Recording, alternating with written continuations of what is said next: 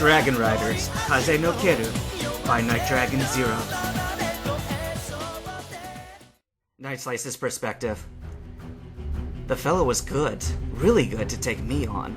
It had been a brutal duel of strength and skill. Both of us were bruised and bleeding all over. The fight had taken us to the second-level catwalk, overlooking the various conveyor belts and machinery.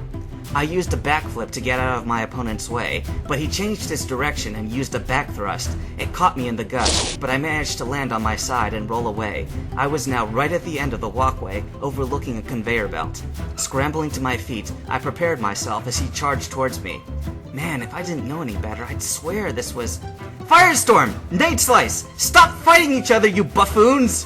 Two things immediately hit my mind. One was that the voice belonged to Dracia, and the other was... Firestorm must have realized that as well.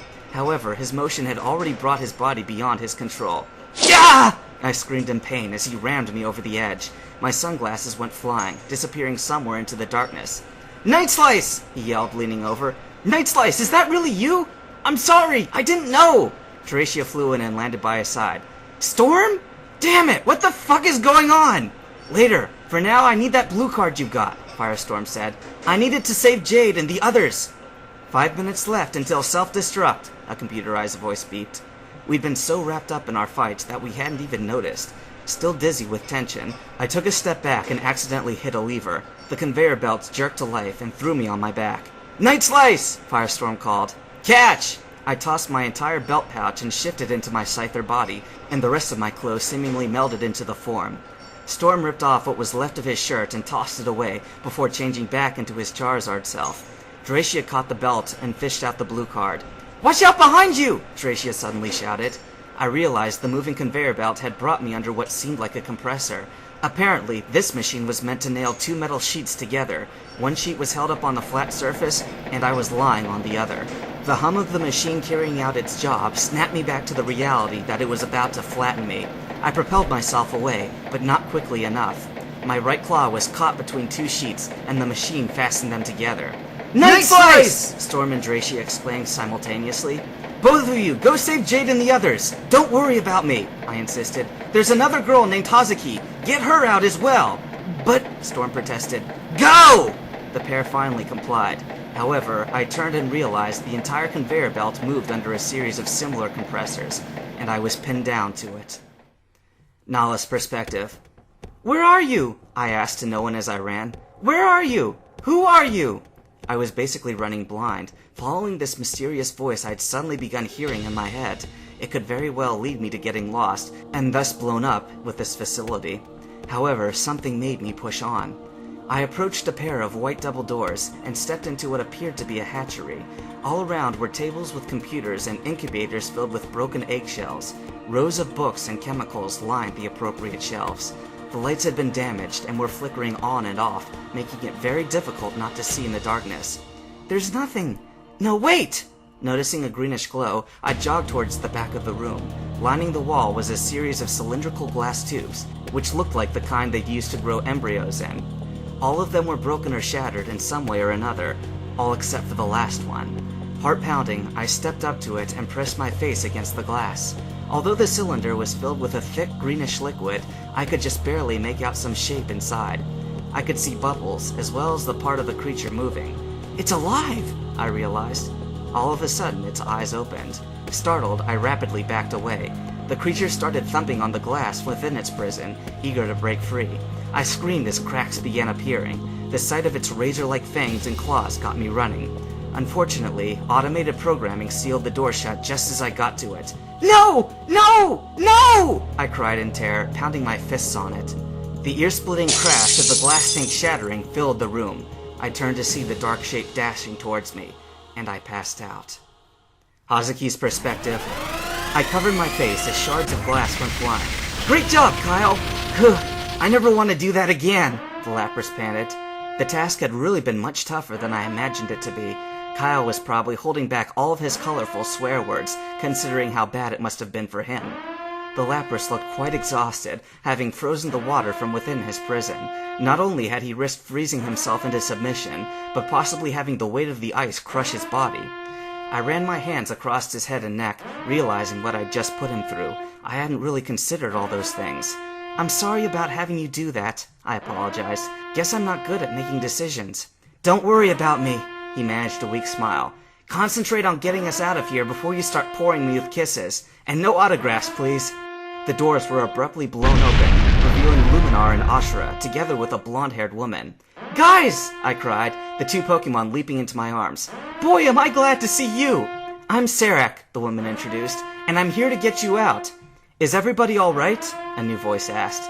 Pretty much as featureless as the cell had been, a Dragonite had just entered the scene. Yeah, doing fine, Serac told her.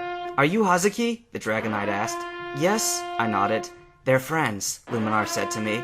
Where's Storm? Serac asked. Gone after Jade and Mirage, Dragonite replied. I'm going to go help him out. Can you get everyone else out of here right now? Leave it to me, Serac gave a thumbs up.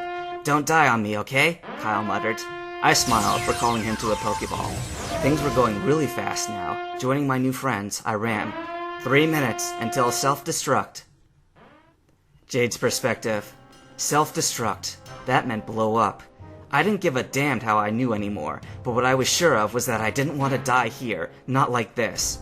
Screaming in silent rage, I pushed against the ice around my body. My muscles burned with exhaustion as I strained them to their limits. I managed to wiggle a bit, then a little more. However, barely enough to shift my frozen body slightly. Despite my best efforts, all seemed in vain. Strength alone will not win this battle, a voice told me. Who? I started. Forgotten me, have you, Jade? It laughed. Well, it doesn't matter now. You've always had that inner fire. Now is the time to unleash it. I held my breath and focused. I could feel my tail flame growing stronger. One strike is all you need, Jade. Jade! With a hiss, the door slid open and Firestorm rushed in. Whatever he really was, he was a Charizard for now. Hold on! Running up to my prison, he slid a card through some machine in front of it. Fuck! It's busted! He roared, pounding on the machine. Jade, I'll get you out myself! Hold on! Snarling, he backed off and ran to my glass prison. Again and again. One strike, I thought. It was hard to remember exactly what I did, but I knew that I drove everything into it. My will and my strength.